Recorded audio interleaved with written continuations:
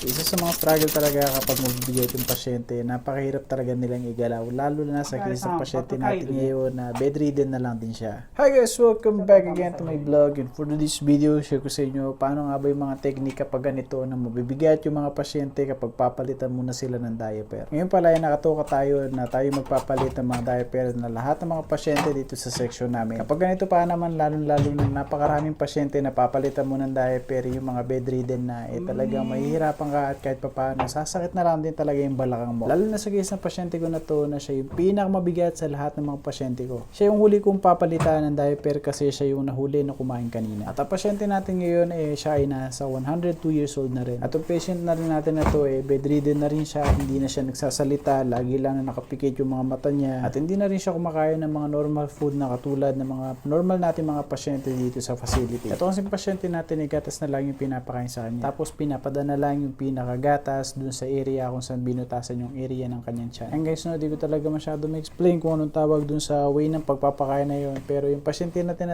hindi na siya kumakain ng normal food talaga. Isa rin sa mga mahirap dito since hindi na rin talaga na nagre-response yung pasyente natin na kapag magsasabi ko sa kanya kung gusto mo siya na na humarap dun sa left side or dun sa right side, hindi niya na rin magagawa yung kaya manual talaga, ikaw na rin yung magbubuhat sa pinaka-pasyente. Ikaw na rin talaga yung pinaka magpupush dun sa gilid niya para kahit papaano malagyan mo siya ng diaper na mas maayos. At masasabi ko na sa lahat ng pasyente ko dito talaga ako nahihirapan. Bukod kasi sa napakabigat niya, yung katulad niya ng mga nasabi ko kanina, hindi na rin siya na gano'n na nag-response. So kahit ano sabihin mo sa kanya, hindi niya na magagawa yun. Nagkataon lang na late na naubos yung pagkain niya kanina, so late ko na rin siyang nilagyan or pinalitan ng diaper. Actually guys, bonus na lang kapag yung mga pasyente ay nakaschedule na papaliguan ng mga nakatoka doon na magpapaligo. Kasi kapag ganoon morning hindi na sila papalitan ng diaper. Mismo yung magpapaligo na, yun na mismo yung magpapalit ng mga diapers nila. Pero nagkataon ngayon na cancel yung pagpapaligo sa kanila, so wala na tayong magagawa kung hindi palitan yung mga diapers nila. Technique na rin kapag ganito, walang iba kung hindi samahan mo talaga ng mga puwersa. At syempre, bukod sa persa, kailangan mo na mas mabilis na kilos para kahit paano hindi talaga sumakit yung balakang mo at the same time hindi ka pawisin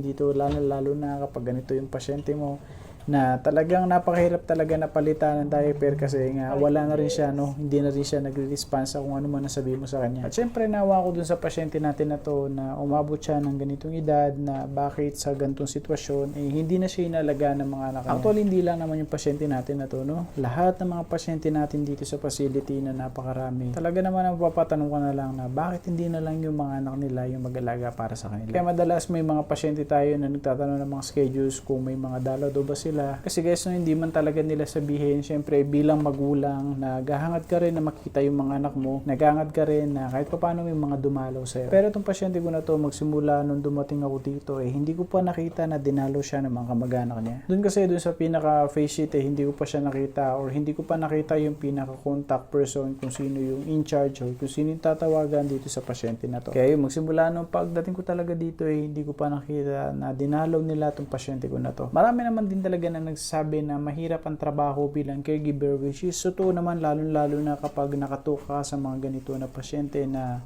kahit paano may mga bigat din talaga. Kaya pag ganito na yung sitwasyon, talagang napakasakit sa balakang. Buti na nga lang yung mga bed dito sa company na-adjust para kahit paano hindi na rin masyadong sumakit yung balakang. Ayan, kung papansin nyo ko, yung pinaka-pa ko na rin, yung kanan pa ako pinapatong ko rin, nakakit ko na rin doon sa pinaka-bed para kahit paano yung purse ay napupunta doon, hindi doon sa pinaka-balakang. Pero sa totoo niya na marami ka naman talaga na skill na matututunan, marami kang bagay na makikita, marami kang bagay na matututunan sa pagtatrabaho bilang caregiver. Kasi di ba umuwi ka man din ng Pilipinas, kahit paano magagamit mo to sa mga mahal mo sa buhay, sa nanay, sa tatay, sa mga lolo't lola, na kahit paano may meron kang experience na ganito. Actually guys, hindi lang naman sa mga matatanda pwedeng i-apply ang skill mo bilang caregiver, kung hindi na rin sa mga pasyente na hindi na rin kaya nila na gumalaw mag-isa. Kaya sa mga nagbabalak na mag-caregiver, mahirap man ang trabaho pero masasabi ko sa iyo na marami kang bagay na matututunan, lalo na sa buhay.